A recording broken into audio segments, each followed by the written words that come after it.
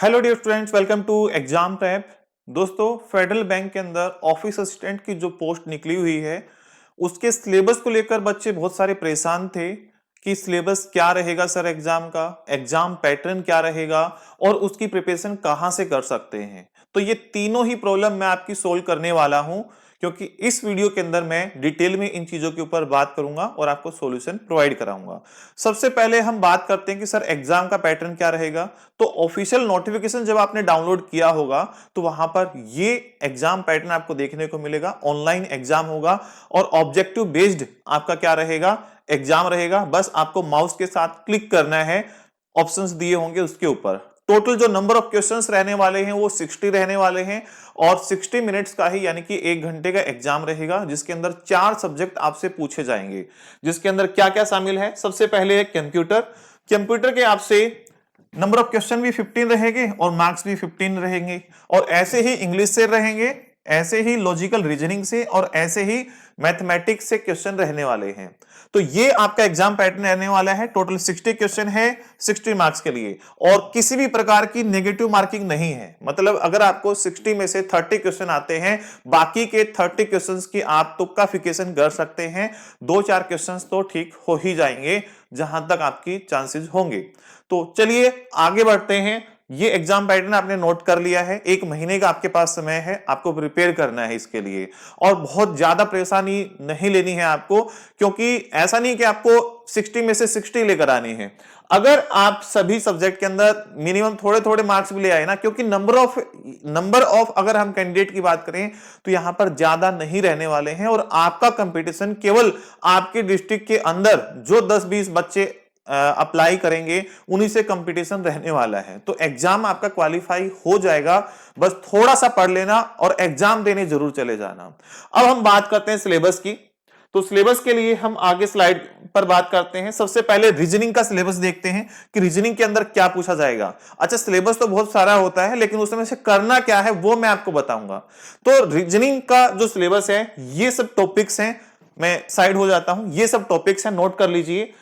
इन topics को आपको prepare करना है। अब 1 महीने के अंदर इतने सारे टॉपिक प्रिपेयर नहीं कर पाओगे। अब प्रिपेयर भी करोगे तो कहां से करोगे, उसका भी मैं आपको एक सॉल्यूशन देता हूं। जो जो मैं आपको टॉपिक बताऊंगा, कम से कम वो टॉपिक आपको पढ़कर जाने हैं। कहां से पढ़ना है? यूट्यूब से पढ़ना है। कैसे पढ़ना है? जैसे मैंने कहा सीटिंग अरेंजमेंट, तो आपको यूट्यूब पर डालना है सीटिंग अरेंजमेंट। बहुत सारे अच्छे अच्छे टीचर्स की वीडियो आपके सामने होगी, जिसके भी लैंग्वेज आपको समझ में आए, ठीक है, जो भी आपके लिए कंफर्टेबल जोन फील कराए, वहां से उसकी जो फर्स्ट सेकंड थर्ड वीडियो होती है, स्टार्टिंग की 5 वीडियो आपको देखनी है किसी भी टॉपिक की। किसी भी टीचर को आपको सिलेक्ट करना है और उसकी स्टार्टिंग की 5 वीडियो आपको देखनी है, क्योंकि उसी के अंदर बेसिक समझाया होता है। और बहुत हाई लेवल के क्वेश्चंस आपको नहीं करने हैं, क्योंकि जब आप यूट्यूब पर जाओगे तो सेम ही टॉपिक के आपको बहुत हाई लेवल के क्वेश्चंस भी देखने को मिलेंगे, जो SBI PO, RBI grade B इस जैसे एग्जाम्स के अंदर पूछा जाता है। तो आपको बहुत हाई लेवल के नहीं करने हैं, अपना बेसिक कॉन्सेप्ट आपको क्लियर करना है। देखिए, यहां पर इंपॉर्टेंट टॉपिक्स की मैं बात कर रहा हूं। जो सबसे इंपॉर्टेंट टॉपिक हैं, 2 टॉपिक आपको बता रहा हूं। 5 मार्क्स के 2 क्वेश्चन आएंगे, ठीक है। यानी कि सेट होगा, एक क्वेश्चन के सेट में 5 क्वेश्चन होंगे और दूसरे क्वेश्चन के सेट में भी 5 क्वेश्चन होंगे। तो सबसे पहला जो टॉपिक है वो पजल है और दूसरा टॉपिक है सीटिंग अरेंजमेंट है। पहला टॉपिक क्या है? पजल है और दूसरा टॉपिक क्या है? सीटिंग अरेंजमेंट है। ये 2 टॉपिक करके जाने हैं। कम से कम यहां पर आपके 7 से 10 क्वेश्चंस 15 में से इन्हीं 2 टॉपिक से रहने वाले हैं, ठीक है। अगर सीटिंग में भी मैं बात करूं तो सर्कुलर सीटिंग अरेंजमेंट की, सर्कुलर सीटिंग अरेंजमेंट क्या होता है? जैसे एक सर्कल के अंदर 4 लोग आमने सामने बैठे हैं, इतना सिंपल सा क्वेश्चन आएगा, वो उसके लेफ्ट में है, राइट में है, ये अरेंजमेंट आपको करना होगा। और ऐसे ही डायरेक्शन बेस वगैरह वाले आप यहां पर छोड़ देंगे, सर्कुलर और लीनियर और पैरेलल, ठीक है। ये आप करके जरूर जाएंगे, ये 2 टाइप सीटिंग अरेंजमेंट की। अगर मैं बात करूं यहां पर पजल की, तो पजल की फ्लोर बेस्ड की 4 दोस्त हैं, वो अलग अलग फ्लोर पर रहते हैं। इस टाइप के जो क्वेश्चन है आपको करने हैं। मैंने थोड़ा सा हिंट आपको दे दिया है, बहुत डिटेल में बात नहीं कर पाएंगे यहां पर। उसके बाद जो सेकंड टॉपिक आपको करना है वो ब्लड रिलेशन का करना है। ब्लड रिलेशन ढूंढिए, यहां पर कहां पर है? ये रहा।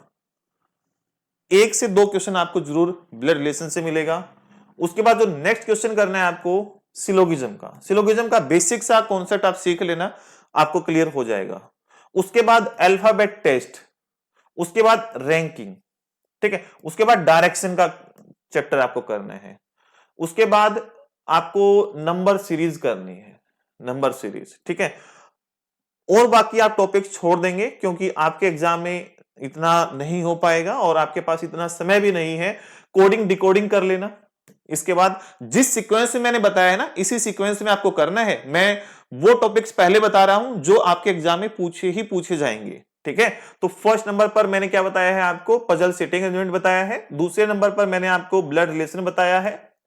तीसरे नंबर पर आपको सिलोगिज्म बताया है। और उसके बाद कोडिंग डिकोडिंग को ले लो फोर्थ नंबर पर, ठीक है। फिफ्थ नंबर पर आप नंबर सीरीज को ले लो और यहां से डायरेक्शन को 6 नंबर पर ले लो। तो ये 6 चैप्टर तो आपको करके ही जाने हैं, ठीक है।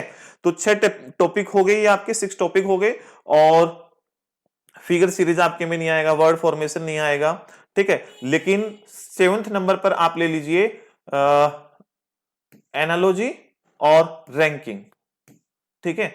इन दोनों को मिलाकर एक चैप्टर बनेगा, तो 7 नंबर पर ये ले लीजिए, ठीक है। रीजनिंग का आप कर लेंगे। उसके बाद आगे बढ़ते हैं क्वांट के अंदर, यानी कि न्यूमेरिकल एबिलिटी में आपसे क्या पूछा जाएगा। यहां पर भी मैं आपको सिलेबस आपके सामने है, सिलेक्टेड टॉपिक्स बताऊंगा, वही आपको कर कर जाने हैं। जैसे इसमें से सबसे पहले डाटा इंटरप्रिटेशन, जिसको शॉर्ट में हम डीआई बोलते हैं। यूट्यूब पर डीआई लिखोगे, भरमार होगी क्वेश्चंस की, उनमें से आपको सिलेक्ट करके देख लेना है जिसका भी आपको समझ में आए। अब डीआई के कई सारे वेरिएंट होते हैं, जो वेरिएंट यहां पर लिखे हुए हैं वही वेरिएंट आपको करके जाने हैं। पाई चार्ट, ठीक है, लाइन ग्राफ और बार ग्राफ, ठीक है, ऐसे होता है बार ग्राफ। तो ये 3 टाइप है। 5 नंबर आपके यहां से आएंगे, 5 नंबर का एक ही सेट आएगा क्वेश्चन का डीआई का, ठीक है। पाई चार्ट से रिलेटेड हो सकता है, बार ग्राफ से रिलेटेड हो सकता है, लाइन ग्राफ से रिलेटेड हो सकता है, एक तो आएगा ही आएगा। उसके बाद अगर मैं बात करूं, दूसरा जो क्वेश्चन रहेगा आपका सिंप्लीफिकेशन से रहेंगे। आपके 5 क्वेश्चन रह सकते हैं, नहीं तो 3 क्वेश्चन तो आपके कहीं नहीं गए, ठीक है। 3 क्वेश्चन तो आपके कहीं नहीं गए। सिंप्लीफिकेशन आपका दूसरे नंबर का टॉपिक रहेगा। उसके बाद यहां पर नंबर सीरीज दी नहीं हुई है, नंबर सीरीज वहां पर रीजनिंग में थी, तो तीसरा नंबर लिख लें यहां पर नंबर सीरीज, तीसरा टॉपिक ये रहेगा, ठीक है। उसके बाद आपको क्या करना है,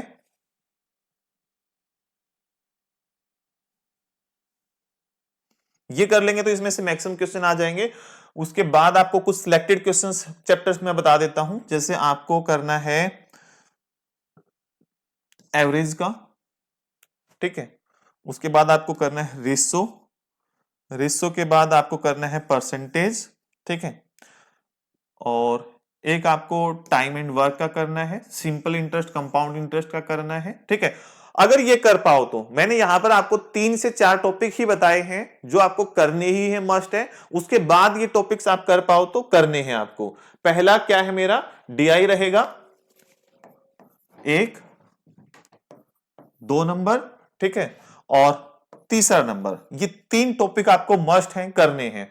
उसके बाद आप simplification, time and work, average, ठीक है, और परसेंटेज, रेशो, ये चैप्टर आप कर लेना। अब मेंसुरेशन का भी एक क्वेश्चन आता है तो ये भी कर लेना, बस इतना ही करना है, ठीक है। प्रॉफिट एंड लॉस टाइम बचे तो कर लेना, ठीक है। नहीं, इतना टाइम एग्जाम में भी नहीं बचेगा अगर आपको क्वेश्चन आते भी होंगे तब भी, क्योंकि आपने बहुत लंबे समय से प्रैक्टिस नहीं की हुई है, ठीक है। तो यही टॉपिक आपको करने हैं, एग्जाम में काम चल जाएगा आपका। उसके बाद बात करते हैं इंग्लिश की और कंप्यूटर की। तो इंग्लिश के अंदर अगर हम बात करें तो रीडिंग कंप्रेंशन आएगा आपका 5 मार्क्स का।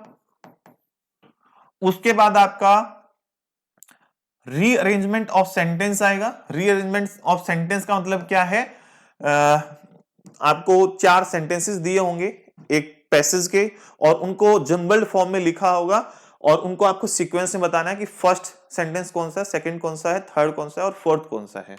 तो रीअरेंजमेंट ऑफ सेंटेंस रहेगा।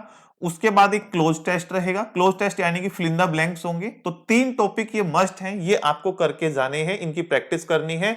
और उसके बाद कुछ स्पॉटिंग द एरर रहेगा, मतलब आपको 3 से 4 क्वेश्चन ऐसे दिए होंगे, एक सेंटेंस दिया उसके अंदर कोई ग्रामेटिकल एरर है तो वो एरर किस पार्ट के अंदर है, first part, second part, third part sentence के, वो आपको आइडेंटिफाई करना है। ये 4 चीजें आपको कर लेनी है, बस इसमें आपका काम चल जाएगा। 1-2 क्वेश्चन आपको एंटोनिम और सिनोनिम से देखने को मिलेगा, ठीक है। एंटोनिम सिनोनिम इजी होगा, आपको आता होगा तो ठीक है टिक कर देना, नहीं तो आप तुक्का लगा सकते हैं क्योंकि नेगेटिव मार्किंग तो है नहीं, ठीक है। तो इनकी प्रैक्टिस आपको कर लेनी है। उसके बाद हम बात करते हैं कंप्यूटर की। 15 क्वेश्चन यहां से भी रहने वाले हैं। तो यहां पर सबसे इंपॉर्टेंट जो टॉपिक रहेगा वो एमएस ऑफिस रहेगा। एमएस ऑफिस में एक्सेल, वर्ड और PowerPoint, Word, Excel, PowerPoint, इनकी जो जितनी भी शॉर्टकट कीज हैं वो रट कर चले जाना, ठीक है। और कौन सा ऑप्शन कहां पर होता है इसके बारे में थोड़ी सी प्रैक्टिस करके चले जाना। इससे ही आपके 7-8 क्वेश्चन आपको देखने को मिलेंगे। और बाकी के जो 7-8 क्वेश्चन हैं वो आपको कहां से देखने को मिलेंगे, वो नेटवर्किंग, सॉफ्टवेयर, हार्डवेयर, ठीक है, history of computer, fundamental of computer, ठीक है, वायरस क्या होता है, हैकिंग क्या होता है, और कंप्यूटर की लैंग्वेज से रिलेटेड, और ट्रोजन इनपुट आउटपुट डिवाइसेस से रिलेटेड, ये क्वेश्चन आपको देखने को मिलेंगे। तो जिस सीक्वेंस में मैंने चीजें बताई हैं उसी सीक्वेंस के अंदर आपको प्रिपेयर करनी है। डेली आप 2 घंटे पढ़ लीजिए, 2-3 घंटे पढ़ लीजिए, सभी सब्जेक्ट को थोड़ा थोड़ा टाइम दे दीजिए, आपका काम चल जाएगा। आपको 6-6, 7-7 घंटे पढ़ने की जरूरत नहीं रहेगी, ठीक है। तो बस सिलेक्टेड करने हैं। करने कैसे, मैंने बताया कि जो भी आपको टॉपिक मैंने यहां पर बताया है उसी टॉपिक को आपको यूट्यूब पर एंटर करना है, सर्च करना है। जिस भी टीचर का आपको अच्छे से समझ में आए उसकी वीडियो देखनी स्टार्ट कर देनी है। और जो भी टॉपिक पढ़ा रहे हैं उस टॉपिक की पहली 5 वीडियोज, उस टॉपिक को उसने कब पढ़ाना स्टार्ट किया था, स्टार्टिंग की जो 5 वीडियोज हैं वो देख लीजिए। उसमें आपका कॉन्सेप्ट क्लियर हो जाएगा, कॉन्सेप्ट और प्रैक्टिस कंप्लीट हो जाएगी। आपका बहुत हाई लेवल का एग्जाम नहीं आएगा। तो वहां पर हाई लेवल के क्वेश्चंस भी करा रहे होंगे सर, जो भी होंगे, तो उनको आपको स्किप कर देना है क्योंकि आपका एग्जाम इजी लेवल का रहने वाला है। तो फिर भी कोई प्रॉब्लम रहती है तो आप नीचे कमेंट बॉक्स में कमेंट करके या कॉल करके आप पूछ सकते हैं। मैंने तीनों ही वीडियोस बता दी हैं, इंफॉर्मेशन वाली, फॉर्म फिल करने वाली और सिलेबस से रिलेटेड, ठीक है। उसके बाद अगर आपको मॉक टेस्ट की प्रैक्टिस करनी है तो आप किसी भी वेबसाइट पर आप जाकर आरआरबी या आईबीपीएस क्लरिकल के मॉक टेस्ट देकर प्रैक्टिस भी कर सकते हैं कि कैसे एग्जाम आएगा उसको देखने के लिए। साथ में मैं आपको रिकमेंड करूंगा कि आप हमारी एग्जाम प्रेप ऐप को डाउनलोड कर लें, जिसका लिंक नीचे डिस्क्रिप्शन के अंदर दिया गया है। जहां पर आपको अगर बैंकिंग के अंदर करियर बनाना है तो diploma in banking and finance आप कर सकते हैं आईआईबीएफ से, उसकी प्रिपरेशन मेरे साथ कर सकते हैं। फर्दर जानकारी के लिए आप हमें कॉल कर सकते हैं या ऐप के ऊपर देख सकते हैं, या इसी यूट्यूब चैनल के ऊपर डिप्लोमा इन बैंकिंग फाइनेंस क्या होता है और उसको क्यों करना चाहिए उसके बारे में भी इंफॉर्मेशन दी गई है, उसको भी आप एक्सप्लोर कर सकते हो। चलिए मिलते हैं नेक्स्ट अपडेट के साथ। Have a nice day.